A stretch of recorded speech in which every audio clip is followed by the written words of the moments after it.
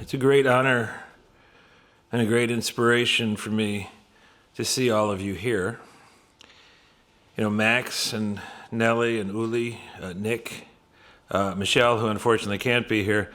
You know, you guys are a fantastic group, and I am truly impressed with what you are building. You know, I've been trying to work with different European groups for actually more than 15 years now to try and get folks to focus on this issue.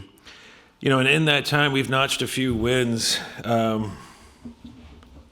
But you know, this is looking like something much bigger, not just an isolated win here and there. Something much more important, and it's really exciting to see your team coming together. And this, you know, just to be, you know, the conversation yesterday was a really very mature conversation, a very advanced conversation. This is, you know, we go to a lot of these kind of meetings, and this one is very sophisticated, and that's a testament to what you guys are doing. You know, I also want to take a moment to thank someone whose own support for my work demonstrates the importance of this transatlantic, this international cooperation. That's Hans Scheflin. You know, 15 years ago, Hans provided essential support for this book, Cornered, which came out in January 2010, and which has kind of provided a foundation for a lot of the anti-monopoly organizing in America over the last 12 years. And so thank you, Hans. It's great to see you again. You know, I have to admit I wasn't really sure what kind of tone to use in my talk today. I was tempted to get up here and let rip, you know, and I can do that. I do that well. And two of my recent talks ended up covered in the press. You know, there was one in Bloomberg and Politico, you know, elsewhere. After one of the talks, and Zephyr was there with me, letting rip, at the American Bar Association, you know, one of the reporters wrote that we had brought fire and brimstone into the room, you know. And those kind of speeches are important. You know, they're performances, but they're, you know, those are performances for people who are unconverted, you know, the doubters, the skeptics, the cynics, you know, and they're not really for people that you are already close to, you know, that you're developing a relationship with. And those of us in this room, you know, we already are together in this fight. We are already committed to this cause. You know, we have already been working together, you know, in one case at least for 15 years, but, you know, we're developing a history together and a sense of where we need to go. So I think it would be more useful if we just spend the next hour or so sort of talking more as friends and allies. So my plan is for the next 20 minutes or so to sort of make three simple points and then maybe move on to a conversation. You know, and I'll start with the hard part first, which is to clarifying what is at stake. And then I'll spend some time talking about what went wrong, and then maybe recount a few lessons of what we learned in the States. So what's at stake? Everything is at stake. Everything we hold dear. Materially, spiritually, politically. We face the gravest crisis in our democracies, you know, since the war. In the United States, this may be the gravest crisis since the Civil War. That's what makes doing what we do so difficult. Because to fight monopoly effectively, the first thing we have to do is to understand all the things that the monopolists have broken and are breaking. And these truly are hard days in our societies. These are difficult days. Everywhere we look, the view is bleak. You know, think of what we heard yesterday, of how monopolists drive down wages and drive up prices, and have created unprecedented levels of inequality, of how monopolists distort and manipulate debate to the point where they now threaten our democracies, of how monopolists corrupt and threaten our free press and our free speech, of how monopolists warp our science and suppress better technological ideas, of how monopolists crush opportunity for the small business person, the farmer, the inventor, the student. And my job now, sadly, part of my job is to add to this list, to make sure we also remember that it is the monopolists who are destroying our healthcare systems and pharmaceutical systems, are choking off supplies of food and fuels we need to help ourselves, keep ourselves warm in America and Europe and around the world, are intentionally driving up the cost of real estate and rent, even for the poorest among us, have made essential systems of production, finance, distribution subject to sudden catastrophic collapse, have made us dependent on autocratic regimes, China especially, for basic goods, drugs, electronics, in the case of Putin's Russia, fertilizer, are mass manufacturing all sorts of dangerous new addictions to sugar, video games, gambling, and as we've seen in the United States, heroin. We see our world flooded with ever more hydrocarbons, even as our forests burn and our seas rise. We see powerful political parties preaching patriarchy and white supremacy in the 21st century. We see a brutal colonial war in the heart of Europe in the 21st century. We see feudal control over entire sections of our country, our economy, in the 21st century. We see a control that is fast transforming into forms of micro-direction, micro-manipulation of our most personal desires and appetites, opinions and beliefs, thoughts and actions, our loves and our dreams. Worse, we see in this control a shattering of our ability to even see the problems, to understand the threats, to respond to the threats. Yesterday Zephyr spoke eloquently about the personalized exploitation of the chicken farmer and the Uber driver. But let's be clear, the threat of such personalized, tailored manipulation and exploitation is not only of the distant, powerless worker, the other, the people who live on the outskirts of our towns. It is to every member of our society, no matter how educated, how privileged, how well off. Google, Facebook, and Amazon engage in personalized exploitation of every one of us. A couple of years ago, my old friend Nicholas Thompson, when he was editor-in-chief of Wired, he published what I think is an especially concise explanation of how the platforms exercise power. Nick co-wrote an article about the early days of the public's anger at Mark Zuckerberg, after people began to understand how Facebook was breaking democracy in America and around the world. In that piece, Nick described his own relationship with Facebook. Every publisher, he wrote, knows that at best they are sharecroppers on Facebook's massive industrial farm. And journalists know that the man who owns the farm has the leverage. If Facebook wanted to, it could quietly turn any number of dials that would harm the publisher by manipulating its traffic, its ad network, or its readers. I've known Nick a long time, and Nick is no radical. Indeed, Nick is now the president of Atlantic Media. He works for Lorraine Jobs, as in the family of Steve Jobs. And indeed, Nick's article on Zuckerberg was overall a very positive profile of that man. And yet, you know how Facebook responded? I'll let Nick explain, as he did in a follow-up article 15 months after his first article. Facebook responded to that first article by shutting Wired down. Immediately after the first article appeared, in which he called them the owners of the sharecrop farm, Nick wrote, "Traffic from Facebook suddenly dropped by 90%, and for 4 weeks it stayed there." So what do we see here?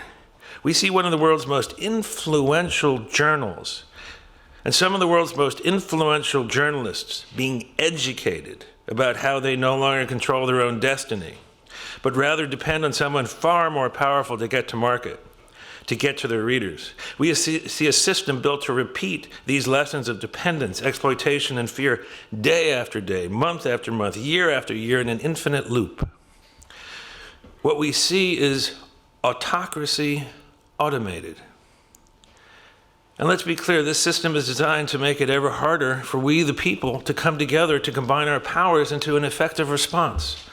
In the 1830s, Alexis de Tocqueville wrote that the most perfect authoritarian regime is designed to isolate every individual and to influence each separately. Such concentration of power and control, Tocqueville wrote, accustoms men to set their own will habitually and completely aside, to submit not only for once or upon one point, but in every respect and at all times.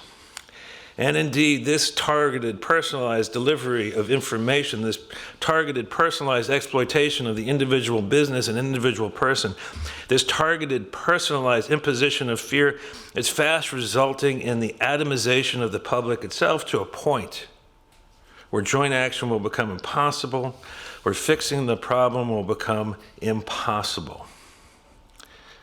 You know, I can see your faces. I know how, bad this makes you feel. I feel, this makes me feel bad every day. This is part of my job. Every day I get depressed at some point. But I've taken this time to add to the list of horrors that we began to compile yesterday for two reasons. First, so that we all understand that our backs are against the wall today, now. And then second, to provide us with the first key that we need to master this moment, which is to understand that whatever the problem we see today, whatever the threat we see in our world today, monopolists either created that problem or made it worse. So we know our enemy, and that means that we get to know our tools. So what happened? How did we get here? Yesterday we heard lots of talk about neoliberalism. We heard a lot of talk about a man named Robert Bork, about President Biden's new philosophy. That great video that we had to begin yesterday and today has Biden speaking those words. What does this all mean? How could a change in a few technical rules a generation ago have altered the world in such a radical way? How could a minor document from the early 1980s, a document that was barely noticed by the Congress or the press at the time, have thrown our democracies off their axes? The best way to answer that problem will be our discussion later. But I'll start here by making just a few very basic statements about the nature of competition, policy, or as we call it in the United States, anti-monopoly. And this is an American view. This is how Americans understood competition policy for the first 200 years after our revolution. The first thing we have to understand is we are assuming that competition among people is inevitable, that it is an essential truth of human society, that competition exists in all societies all of the time. Even in the moments of greatest cohesion and solidarity, people are competing with each other. As Madison famously put it in the Federalist Papers, human beings are not angels, and therefore the challenge is to structure government to recognize the dark side of human nature. The challenge is how to construct government among people to ensure that competition is socially, economically, and politically constructive in nature and not destructive. Second, competition policy is the main tool of political economy.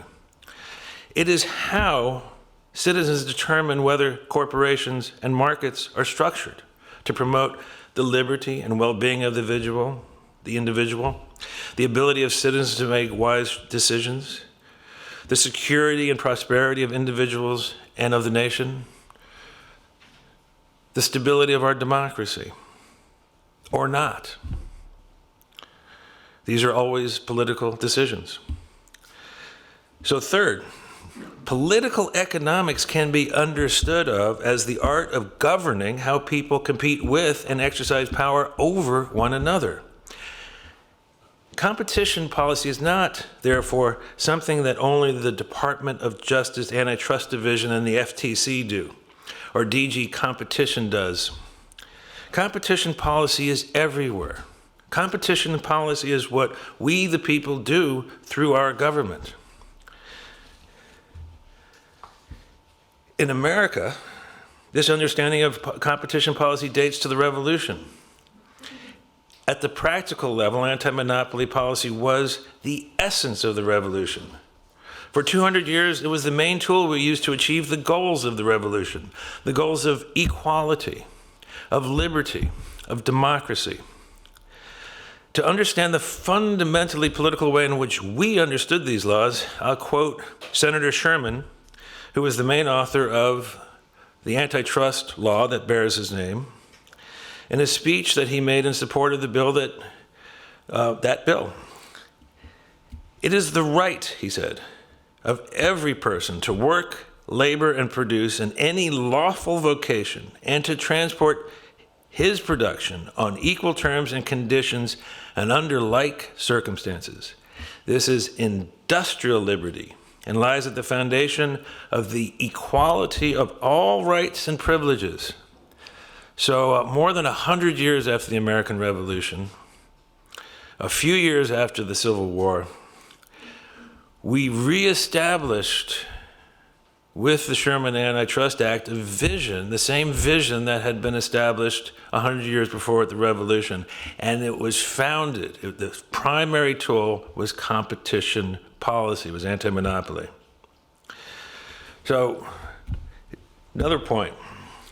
The core goals of competition policy, and this is implicit in what I just said, but it's worth emphasizing, the core goals of competition policy are never and have never been purely economic in nature. The core goals of competition policy are always political. They're always social in nature. They are spiritual in nature. In their essence, they center on a vision of the individual free from all control, not simply free to make and do, as that one quote from Sherman puts it, but also free to speak one's own mind always. Free to think as one wishes, always. Free to build one's own community, always. Free to dream as one chooses to dream. Free to worship as one chooses to worship. And it worked. For 200 years in the United States, Americans used these tools, often under tremendous pressures, to make themselves the most free and prosperous and powerful people on earth. And after the war, one of our prime goals was to share these ideas and these tools with the other peoples of the world. Which brings us to Mr. Bork, which brings us to Mr. Posner, which brings us to the neoliberals, the libertarians. The importance of Robert Bork is that he convinced the American people to overthrow this entire system of governance. He convinced us to overthrow the tools that we had developed beginning in 1776 over the course of the next 200 plus years. To get rid of this entire regime of law and to stand it on its head. Instead of using this law to protect our interests as citizens, we had a new goal, which was to protect our welfare as consumers. Instead of breaking power, the goal became to concentrate power in the name of efficiency. In place of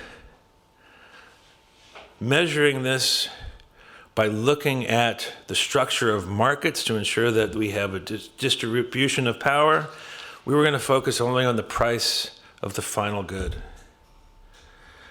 He even gave us an entirely new metaphysics. American anti-monopolism, like French secularism, was based on the idea that human beings are in control of everything they do, that there is nothing in our world that we do not control. And what Bork and Posner brought along was this idea that there are metaphysical powers out there that are leading in certain directions and that we have no real power over them. We have no real control over them. At best, we can study them scientifically. So it was an overthrow of an entire political system, and it was an overthrow of an entire intellectual system. So we end up standing here without not just our political tools that we've used, but the intellectual tools that we've used to see power and understand power and use power to protect ourselves and each other.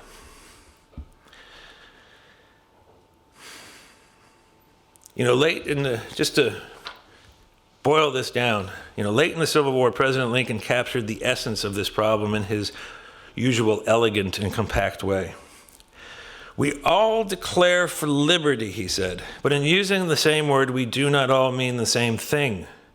With some, the word liberty may mean for each man to do as he pleases with himself and the product of his labor, while with others, the same word may mean for some men to do as they please with other men and the product of other men's labor.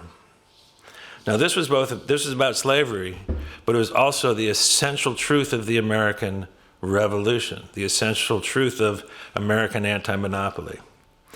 That's why for 200 years, the prime goal of anti-monopoly was to protect the liberty of the many from mastery by the few.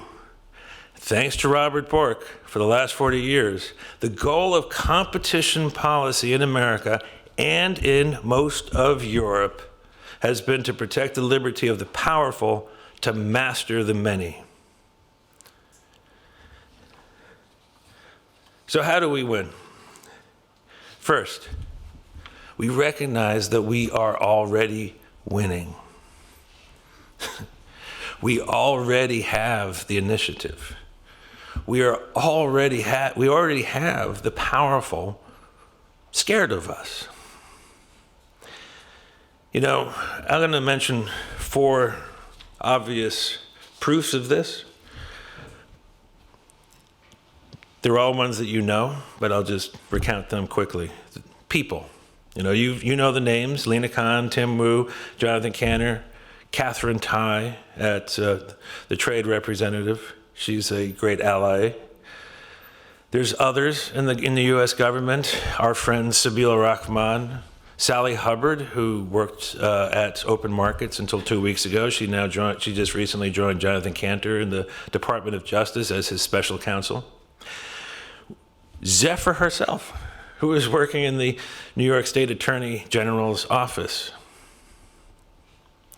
trying to master this moment, this challenge. What we see is a new generation of women and men who are now enforcing the law in America. The law, the legislation. Europe has done a marvelous job in this respect. We have the DMA, the DSA. We'll soon have the Data Act. In the American Congress, we got various bills moving through. We're more than likely to have at least one major bill passed this year, the vertical separation bill. It's been passed out of the committee and the Senate at a 16-6 with strong bipartisan support. Every one of these pieces of legislation is deeply flawed. I mean, let's be honest about the DSA and the DMA. These are deeply flawed pieces of legislation. People blinked when when the powerful came and got in their face. But you add these pieces of legislation up, and they start to interconnect in a way where it does make it much more difficult for the big to keep doing what they've been doing. So that's not nothing. That's actually a lot of something. The cases. We don't see a lot of actions here in Europe, but in the United States, we actually have some important cases. We had, and I'll start with the states because it was really important what we saw with the states a couple of years ago. We saw the people of the United States work up through their state attorneys general and bring investigations and then bring cases against Google and Facebook, the most powerful corporations in the world. And the federal government was failing, so the people used their states to take them on in order to take them down. Then the federal government got into the mix. The FTC and the DOJ both brought important cases. And these cases are like now sort of seeding, both through the investigations and just through arguments. They're seeding all these cases in the private space. So we see bringing lawsuits matters. We actually see in the UK, where they've changed the law recently, we see some important cases being brought. The philosophy. As we talked about yesterday, Joe Biden has taken Robert Bork's antitrust paradox book and he burned it. He burned it in public. We can talk more about that later. But that's really a significant thing. He said, we're going back to the basic rules, the basic assumptions, the basic ways that we perfected in the first 200 years. And then we'll update them for the 21st century. Now, we have to recognize that as much as we have captured the initiative, this is fleeting, this opportunity. This moment is fragile. We have to push hard.